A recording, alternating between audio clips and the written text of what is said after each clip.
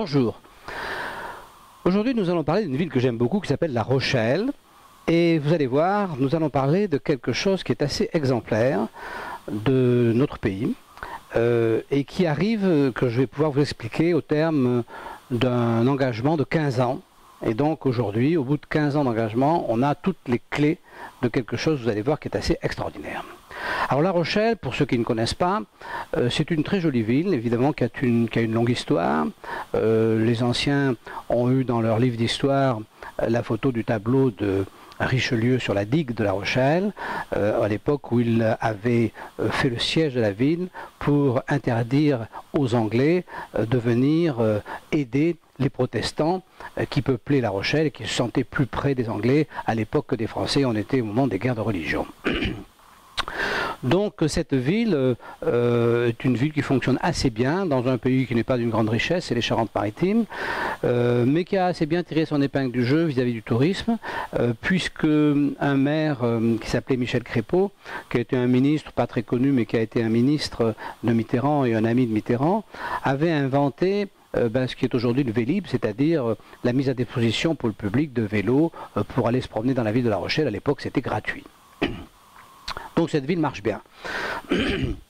À l'époque de Crépeau, il y avait une certaine expansion et donc il a été fait une rocade dont nous allons parler. Je vais vous la montrer sur le plan qui est derrière moi. Alors cette rocade, elle est ici. Vous voyez, voilà, elle est là, elle part, ça c'est l'extrémité sud de cette rocade qui va vers Bordeaux. Ensuite, elle fait tout le tour de La Rochelle et elle va ici au pont de l'île de Ré. Au passage, elle récupère la route de Paris qui arrive là. Cette rocade sépare le territoire en deux, d'une manière très précise, très significative. À l'ouest et au sud de cette rocade, entre la rocade et l'océan, c'est la zone urbaine dense. À l'est et au nord de cette rocade, c'est une zone moitié agricole, moitié habitation, mais de manière plus importante, sauf dans les bourgs, agricoles.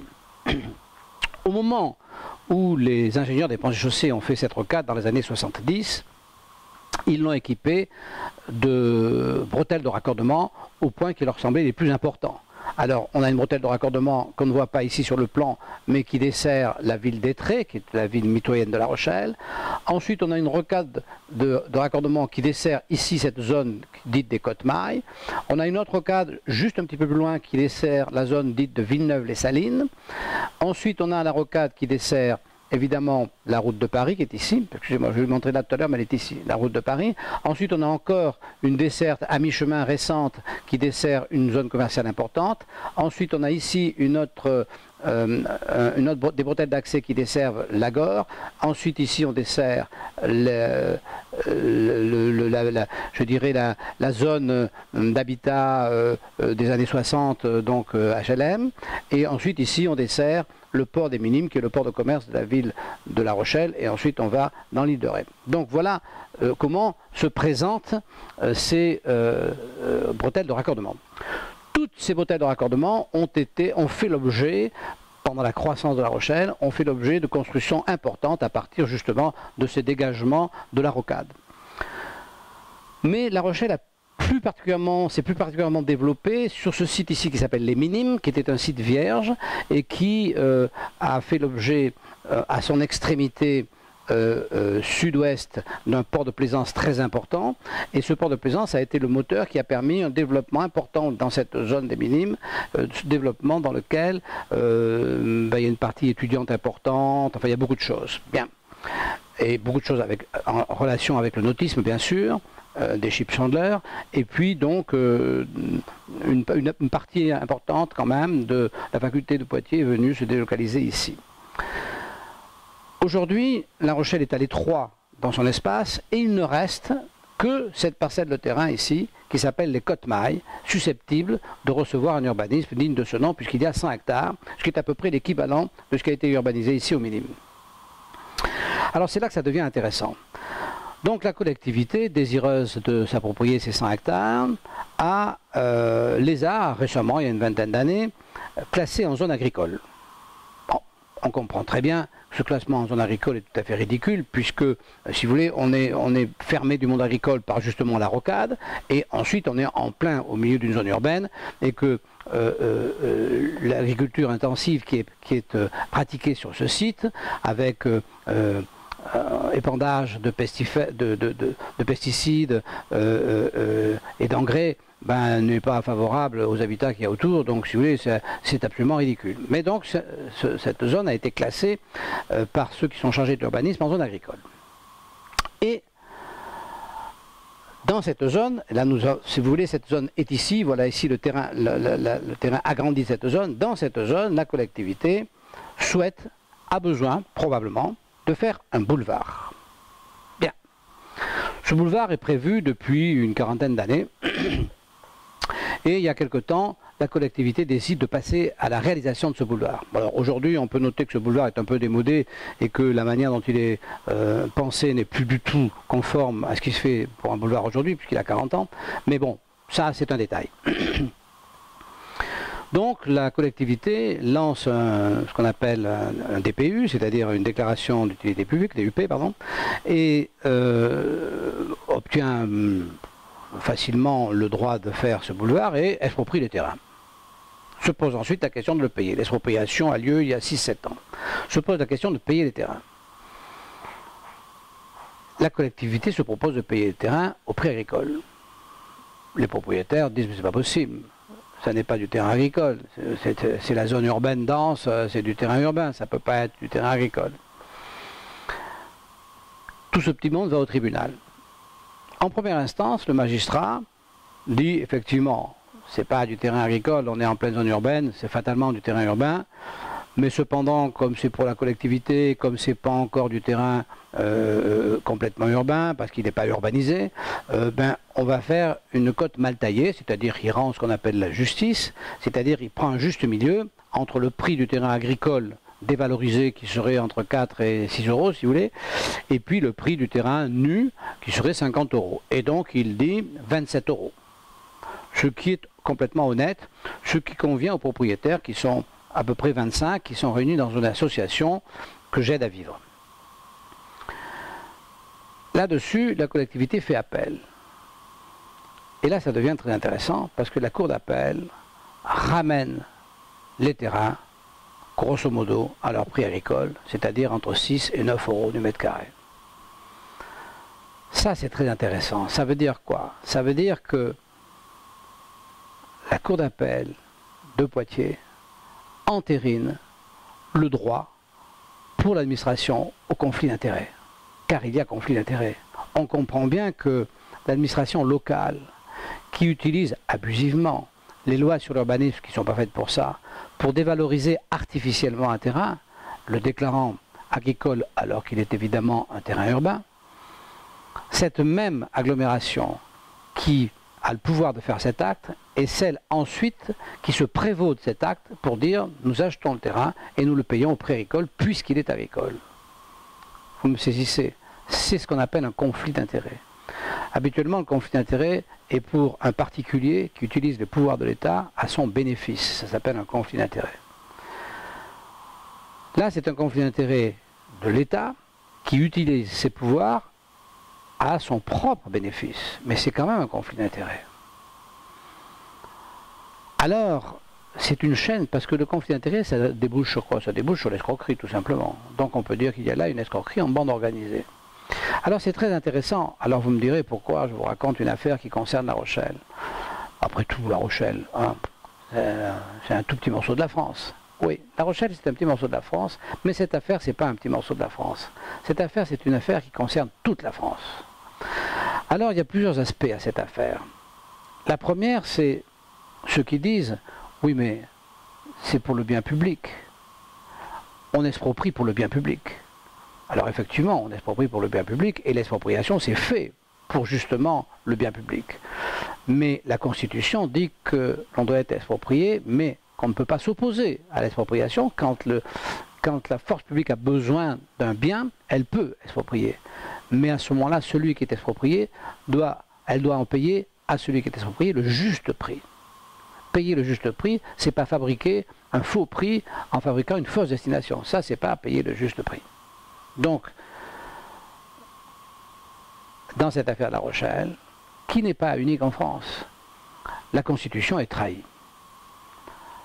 Alors, à ceux qui disent, oui, mais quand même, la propriété privée sont des villes spéculateurs, je dis non, la propriété privée, ça existe ou ça n'existe pas. Dans les pays où il n'y a pas la propriété privée, ça s'appelle les pays communistes. On sait exactement ce qui se passe, c'est la misère qui s'installe. Nous sommes des démocraties dans lesquelles la propriété privée est respectée, c'est la base même de notre économie. Je vais vous donner un exemple, si vous voulez. Le maire qui aujourd'hui a utilisé ce conflit d'intérêts pour payer les terrains, pour obtenir de la justice un jugement à son avantage. C'est un industriel, c'est pas un fonctionnaire, c'est pas comme son prédécesseur un inspecteur des impôts, c'est pas un professeur de gymnastique comme son voisin, non, c'est un industriel, c'est un monsieur qui fabrique des bateaux, il s'appelle monsieur Fontaine, il fabrique les bateaux Fontaine-Pajot. Je pense que si monsieur Fontaine, on venait le voir en lui disant voilà il nous faut 3 bateaux mais c'est pour le bien public parce que c'est pour amener en mer les gens défavorisés, c'est pour ci, c'est pour là. Donc vos bateaux ils valent 500 000 €, eh bien, vous allez nous en donner 3 pour 100 000 € parce que c'est comme ça, c'est pour le bien public. Vous voyez? Et je pense qu'il ne serait pas d'accord.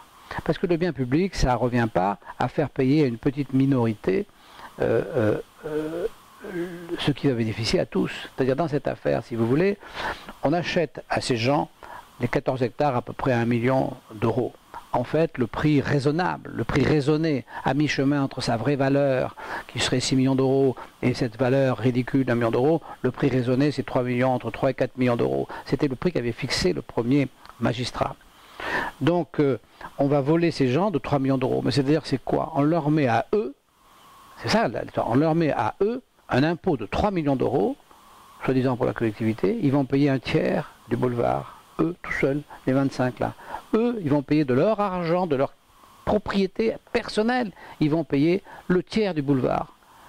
Non mais attendez, où est-ce qu'on a vu ça? Ça ne peut pas marcher comme ça. C'est complètement invraisemblable. Donc le bien public, bien sûr, le bien public c'est important, mais on n'a pas pour le bien public le droit de déposséder ça ne s'appelle pas le bien public, ça s'appelle un pillage avec une excuse publique. Voilà où on en est. Alors, pourquoi je vous raconte cette histoire? Parce qu'elle est tout à fait intéressante.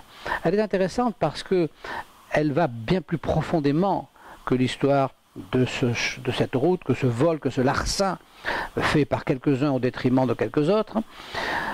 Ça va bien plus loin que ça. Parce qu'on se rend compte que la cour d'appel de Poitiers a entériné le conflit d'intérêts, et a entériné l'escroquerie, a entériné le vol, a fait semblant de dire oui, oui, c'est du terrain agricole. C'est-à-dire la cour d'appel de Poitiers dit ce que décident les élus dans leur classement, même si c'est dans un esprit à mauvais essein, un esprit malsain pour voler, ça fait rien, c'est décidé, c'est comme ça.